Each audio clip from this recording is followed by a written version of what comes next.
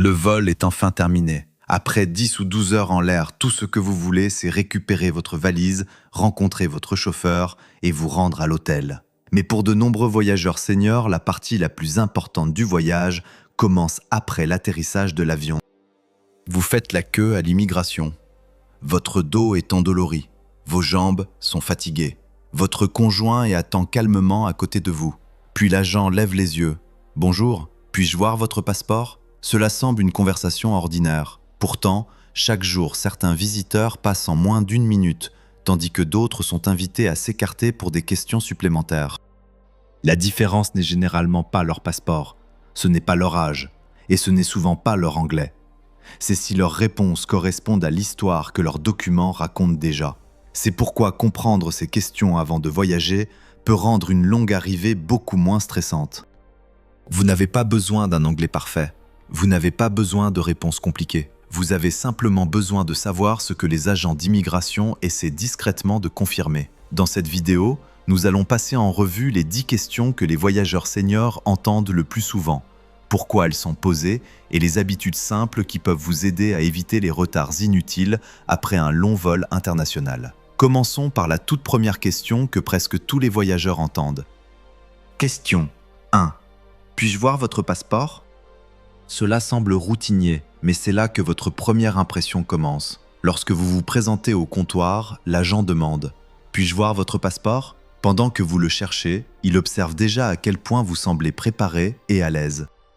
Après un long vol, de nombreux voyageurs seniors ont leur passeport glissé entre les cartes d'embarquement, les lunettes de lecture, les médicaments ou les documents de voyage. Quelques secondes supplémentaires sont parfaitement normales. L'essentiel est de ne pas se précipiter. Si vous commencez à fouiller dans chaque poche, à vous excuser à plusieurs reprises ou à sembler agité, l'interaction peut devenir plus stressante qu'elle ne devrait l'être.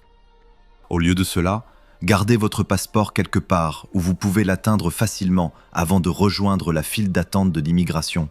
Lorsque l'agent le demande, remettez-le calmement et dites « Voici » ou simplement « Bien sûr ». Laissez ensuite l'agent guider la conversation. De nombreux seniors pensent qu'ils devraient continuer à parler pendant que l'agent vérifie le passeport. En réalité, le silence est tout à fait normal. Les agents d'immigration n'attendent pas une conversation, ils complètent la première étape de la vérification de votre identité. Une habitude simple peut faire une différence surprenante. Gardez votre passeport au même endroit tout au long de votre voyage.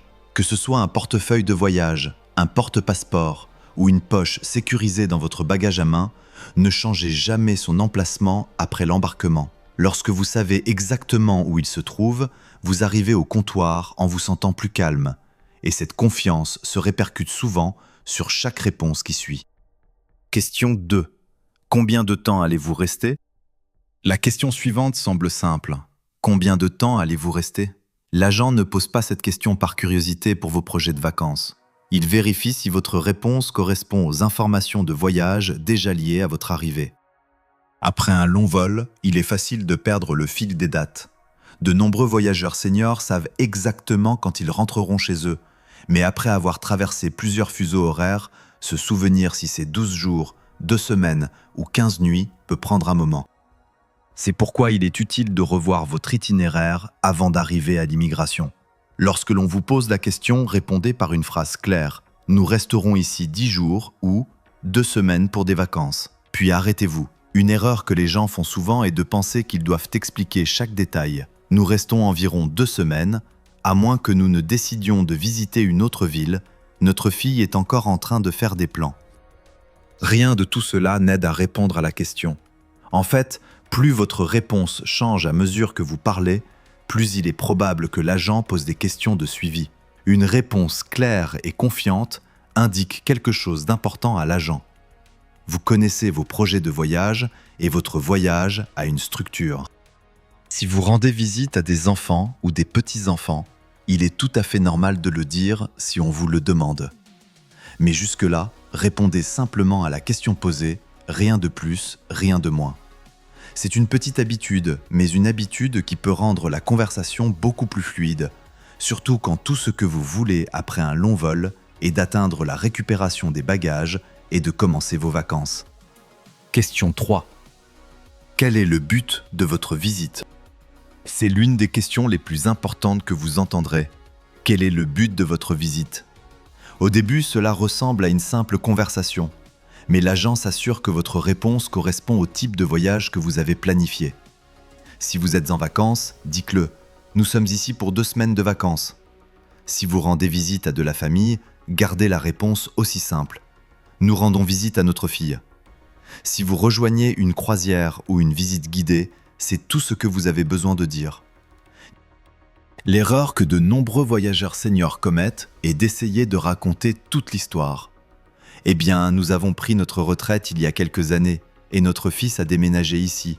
Alors nous avons pensé lui rendre visite d'abord, puis peut-être prendre la voiture pour voir des amis avant notre croisière. Bien que complètement honnête, tant d'informations conduisent souvent à plus de questions, simplement parce qu'il y a plus de détails à clarifier. Les agents d'immigration ne recherchent pas votre histoire de vie. Ils recherchent une raison claire qui correspond à votre visa, à vos projets de voyage et à vos documents justificatifs. Un autre conseil utile est de s'assurer que toutes les personnes voyageant ensemble donnent des réponses cohérentes. Si vous voyagez avec votre conjoint et vous devriez tous deux décrire le voyage de la même manière. Une personne disant « Nous sommes ici en vacances », tandis que l'autre dit « Nous rendons visite à de la famille », peut inciter l'agent à poser quelques questions supplémentaires, même si les 2 réponses sont techniquement vraies. Une réponse courte, véridique et cohérente est généralement la meilleure. Elle maintient la conversation en mouvement et permet à l'agent de confirmer rapidement que votre voyage est exactement ce que vous dites qu'il est. Question 4. Que faites-vous comme travail? De nombreux voyageurs retraités sont surpris lorsque cette question est posée. Que faites-vous comme travail? Si vous êtes déjà retraité, et vous pourriez vous demander pourquoi cela importe. La réponse est simple. L'agent ne juge pas votre carrière. Il essaie de comprendre si votre voyage a du sens. Si vous êtes retraité et ne ressentez pas le besoin d'expliquer toute votre histoire professionnelle, une réponse simple suffit « Je suis retraité ». Si vous étiez retraité d'une profession particulière et que l'agent demande plus de détails, répondez honnêtement et brièvement. « J'étais enseignant avant de prendre ma retraite » ou « J'étais ingénieur avant de prendre ma retraite ». C'est généralement tout ce dont ils ont besoin. Certains seniors deviennent nerveux et commencent à expliquer leurs finances, leurs pensions ou pourquoi ils ont maintenant le temps de voyager. Rien de tout cela n'est nécessaire, à moins que l'agent ne le demande. Si vous travaillez encore à temps partiel, indiquez simplement votre profession. « Je travaille à temps partiel en tant que comptable » ou « Je suis consultant indépendant ». Les réponses claires sont plus faciles à comprendre pour l'agent et plus faciles à retenir pour vous après un long vol. L'important est la cohérence. Votre occupation doit avoir du sens par rapport au reste de votre voyage. Un couple de retraités prenant 3 semaines de vacances est une histoire parfaitement ordinaire. Lorsque vos réponses restent simples, véridiques et cohérentes, l'entretien se déroule souvent sans retards inutiles. Question 5. Voyagez-vous seul? Au début, cette question semble presque inutile. L'agent lève les yeux et demande « Voyagez-vous seul ?» Si c'est le cas, répondez simplement « Oui ». Si vous voyagez avec votre conjoint ou un membre de votre famille ou un ami, dites-le clairement. « Je voyage avec ma femme » ou « Nous voyageons ensemble ». C'est tout ce dont l'agent a besoin. De nombreux voyageurs seniors pensent qu'ils devraient expliquer tout le voyage. « Nous sommes mariés depuis 40 ans et nous rejoignons notre fille après une croisière. » C'est une histoire touchante, mais ce n'est pas le moment pour cela. Les agents d'immigration ont déjà accès à une grande partie de vos informations de voyage, y compris avec qui vous volez, et dans de nombreux cas, si vous arrivez sur la même réservation. Ils confirment simplement que votre réponse correspond à ce qu'ils voient déjà. Un autre petit conseil peut faciliter le processus.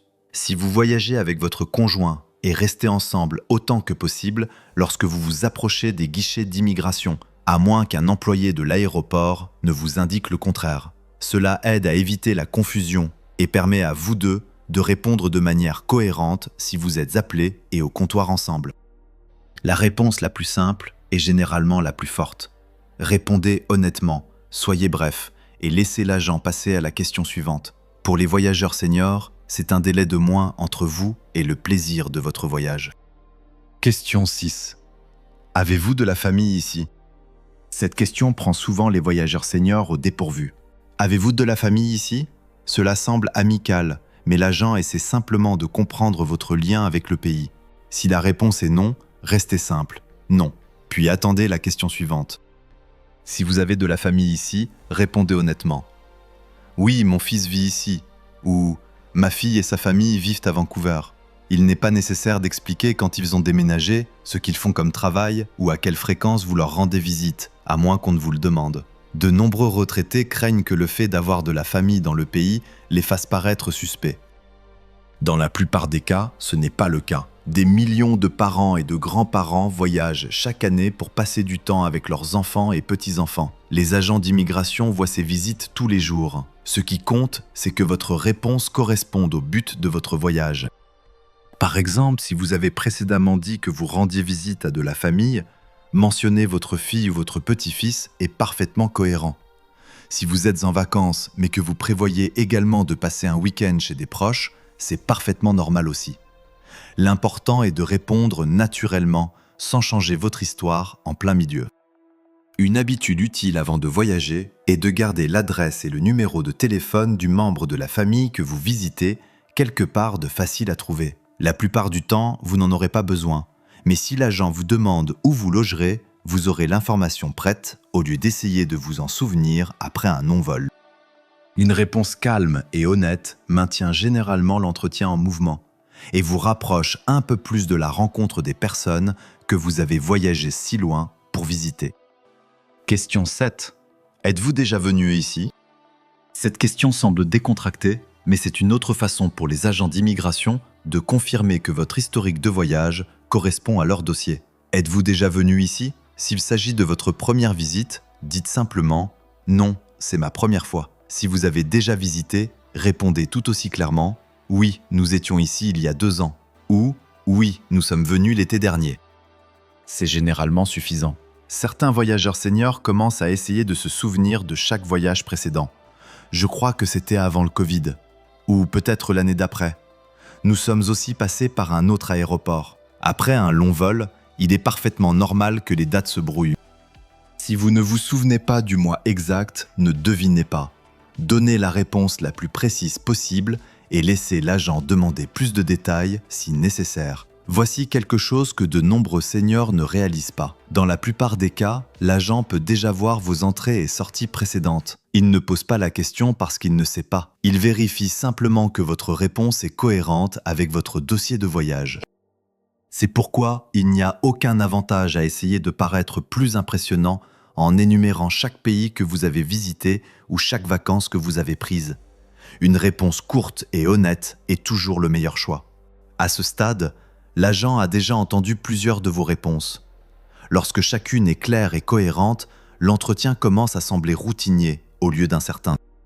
Et c'est exactement ce que vous voulez après un long voyage, un entretien qui se termine aussi facilement qu'il a commencé. Question 8. Avez-vous quelque chose à déclarer? C'est une question à laquelle vous ne devriez jamais répondre trop vite. Avez-vous quelque chose à déclarer? Après un long voyage, de nombreux voyageurs seniors pensent immédiatement « Non, juste mes bagages ». Mais cette question ne concerne pas vraiment le nombre de sacs que vous transportez. Il s'agit de savoir si vous apportez quelque chose qui doit être déclaré en vertu des règles douanières de ce pays. Cela pourrait inclure de grandes sommes d'argent, certains médicaments, de la nourriture, des plantes ou d'autres articles réglementés. Les règles ne sont pas les mêmes dans tous les pays, c'est pourquoi il est utile de les vérifier avant de prendre l'avion. Si vous n'avez rien à déclarer, répondez simplement « non ». Si vous avez quelque chose, soyez honnête dès le début. « Oui, j'ai des médicaments à déclarer » ou « je transporte de la nourriture de la maison ». L'agent des douanes vous expliquera ce qui se passe ensuite. De nombreux voyageurs seniors craignent que la déclaration d'un article signifie automatiquement qu'il sera confisqué. La plupart du temps, ce n'est pas le cas. Déclarer un article donne simplement à l'agent la possibilité de déterminer s'il est autorisé à entrer dans le pays. Dans de nombreuses situations, le processus est simple et ne prend que quelques minutes.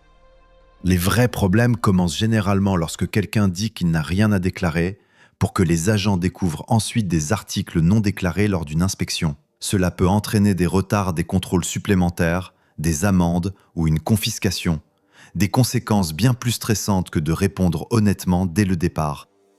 Une bonne habitude avant chaque voyage international est de passer quelques minutes à revoir ce que vous avez emballé, en particulier les médicaments, la nourriture et les objets de valeur. Savoir exactement ce qu'il y a dans vos bagages facilite grandement la réponse à cette question avec confiance. Et après un long vol, la confiance est souvent le chemin le plus rapide vers la sortie de l'aéroport. Question 9. Où allez-vous loger ? À ce stade, l'agent a entendu pourquoi vous visitez et combien de temps vous resterez. Maintenant, il veut savoir une chose de plus. Où allez-vous loger ? Ce n'est pas un test de mémoire. L'agent veut simplement confirmer que vous savez où vous allez après avoir quitté l'aéroport. Si vous avez réservé un hôtel, répondez par le nom de l'hôtel. Nous logerons au Hilton Downtown. Si vous logez chez des amis ou de la famille, c'est tout aussi facile. Nous logerons chez notre fille à Seattle. Vous n'avez pas besoin de mémoriser l'adresse complète, à moins que l'agent ne la demande. Une situation que les voyageurs seniors rencontrent parfois est d'oublier le nom de l'hôtel après un long vol. Vous avez passé des mois à planifier le voyage, mais après avoir traversé plusieurs fuseaux horaires, les détails peuvent soudainement disparaître. C'est pourquoi il est bon de garder votre confirmation d'hôtel ou l'adresse de votre famille quelque part de facile à trouver, imprimée ou enregistrée sur votre téléphone.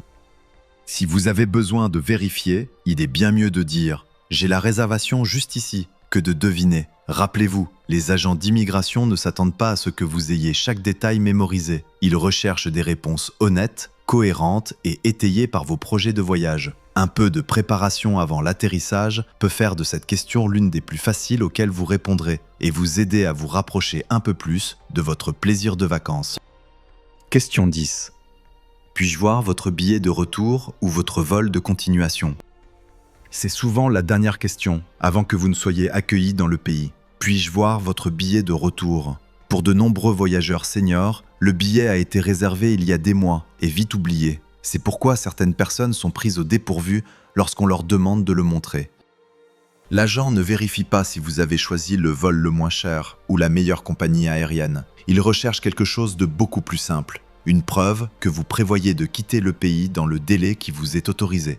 Si vous avez déjà un vol de retour, ayez la confirmation prête sur votre téléphone ou ayez une copie imprimée avec vos documents de voyage.